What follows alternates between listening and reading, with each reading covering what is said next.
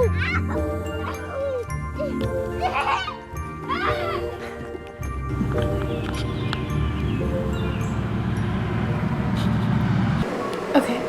we're gonna do makeup and I'm gonna show you guys all of my makeup products. I'm eating pretzels. So that's why I'm having trouble talking. But I want to show you guys all of my makeup products because they are so cute and very and sparkly and let me start with, we are listening to Zelda Ambiance because I grew up watching my family, like my dad, play Zelda. And so I have been craving that. So we're listening to A Storm Over Hyrule. Yeah, if you guys can hear it. Hopefully it's not too loud because I don't know if that's copyright or not. But anyways, the first palette is LA Girl and the packaging is so cute. It's like a pink and all of the colors are so sparkly and beautiful. And if you guys can see a reflection, you are resting on 3 guitar cases. So, hope you're comfortable. But these are so pretty. They're like, if I do my flashlight, you see them better. Well, maybe not. But yeah, those are so pretty and sparkly, and they bring me so much joy. Swan Lake Barbie. And the colors in here are beautiful too. Everything I'm going to show you guys is beautiful, so I might as well just go ahead and get that out of the way. The colors are Dancing Queen, Little Lady, Angelic, Frizzy, Dollface, Smile, Chica, Donut, Lace Dress. Wow, they got really creative with these. Beloved, Shopping, and Blazing. Very Barbie colors. And then I have this one called The Power of Wealth, which is such an odd name. This is so cute. These palettes are probably really dangerous for your body, but it's okay. It's okay. These are all the colors. They do not have names. They are beautiful. There's like swirly colors in here. I love this palette. And then I have Alice in Wonderland. And the colors in here, the back of the box tells you which ones you can use on your eyelids and which ones you can't, because some of these you cannot put around your eyes. But anyways, these are the beautiful colors. And then the last palette that I have is this. It broke, but that's okay. I still love it.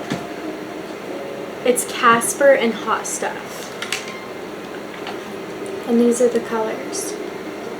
I think I use this palette the most, and I mainly use pink because pink is like my favorite color when it comes to makeup, I guess. I also love doing blue. I don't know why, but I love doing like a blue eyes. But yeah, these are all the colors. Okay, so now we are going to do a super duper professional baby blue eyeshadow tutorial.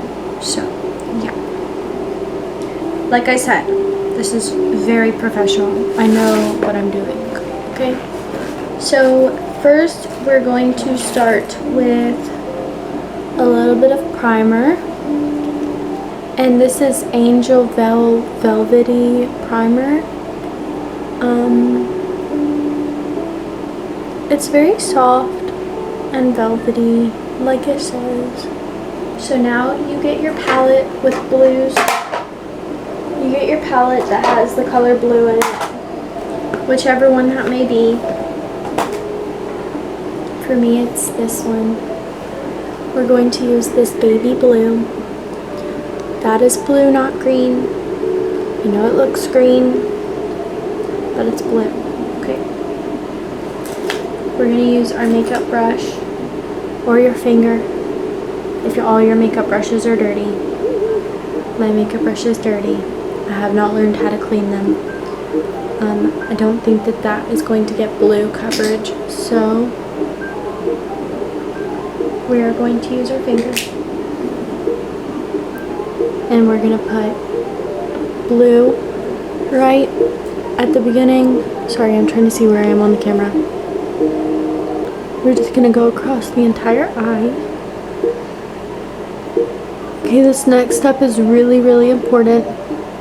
You want to make sure that you do the same thing on the other eye. If you forget this part, then you only have one eye with blue on it. And it's really important that both eyes have blue, because that's how we get the look, okay? And you want to put a lot of blue, because this is very thin, I guess, eyeshadow. I think the only thing that is not very fun about this makeup palette is that, I mean, I guess it's interesting that by the end of the day, or the end of my work shift, all of my makeup turns into one line up here. Like, it just turns into one line. There's no makeup, just a line of makeup. Like, it all scrapes itself up to the top. I think there's a name for it. I saw something about it when I was like looking for ideas on doing makeup.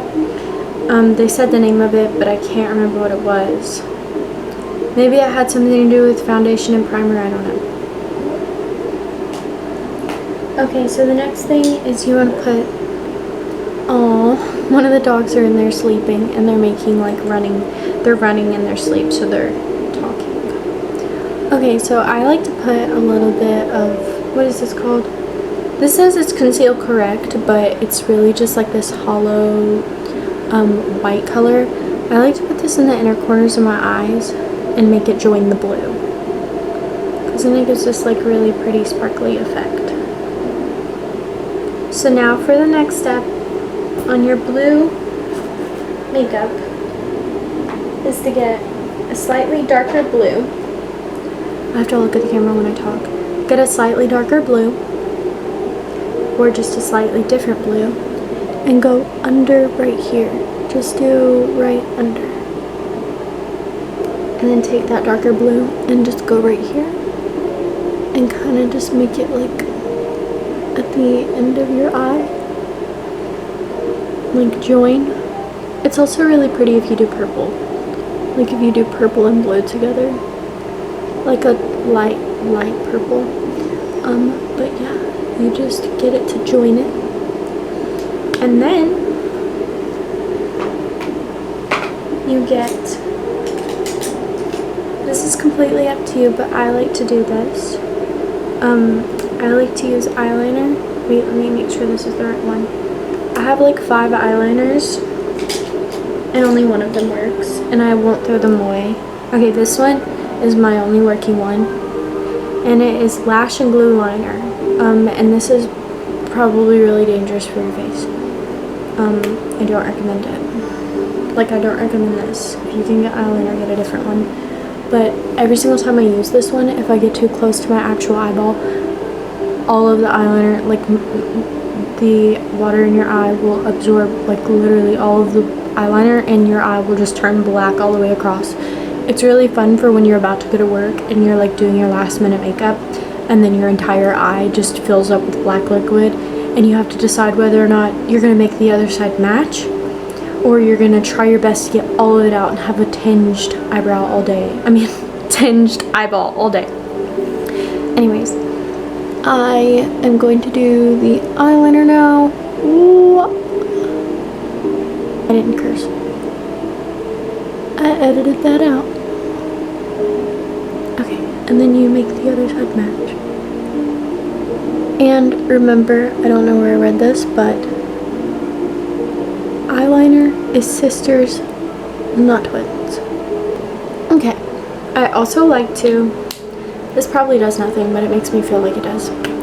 I like to take the eyeliner and actually go across my lower lash line, which is probably how I always end up getting the eyeliner into my eye, but I like to take it and connect it. You don't have to do that, but I think it looks cute, so I do it that way. Okay, just like that. And then you get your mascara. Okay, there we go. Boom. Blue makeup. Now we're gonna do lipstick. If you're brave, you can do blue. I'm not brave, so we're not doing blue for me. I'm doing too bright of a red for my complexion.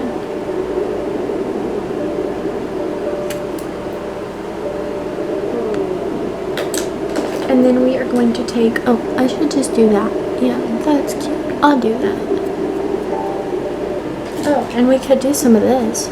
This is Halo Glow.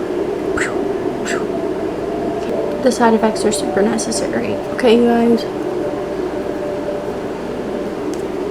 Now we are going to just line the lips and we are complete. I'm using a contour stick.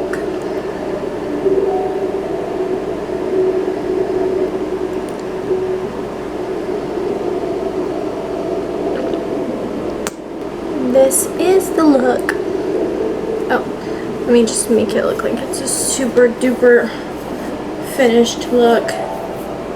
And this is the finished look. Blue makeup. Let's get our flashlight on.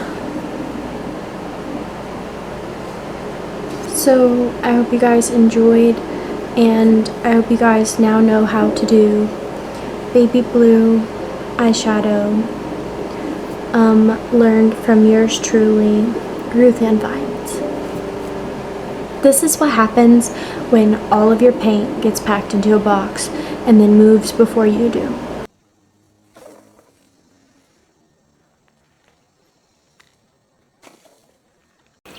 Imagine for a moment a beautiful flower.